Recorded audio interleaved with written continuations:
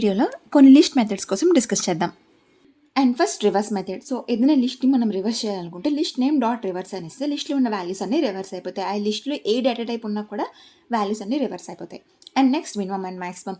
ఏదైనా లిస్ట్లో minimum value and maximum value తెలుసుకోవాలంటే మినిమం ఆఫ్ లిస్ట్ ఇస్తే మినిమం వాల్యూ వస్తుంది, మ్యాక్స్ ఆఫ్ లిస్ట్ అని ఇస్తే మ్యాక్సిమం వాల్యూ వస్తుంది.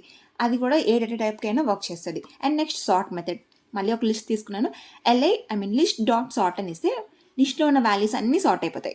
And next length method. మళ్ళీ ఒక లిస్ట్ తీసుకున్నాను, లెంత్ ఆఫ్ ఆ లిస్ట్ నేమ్ ఇస్తే మనకి ఆ లిస్ట్లో ఎన్ని వాల్యూస్ ఉన్నాయో ఆ లెంత్ ఇస్తుంది. And next count.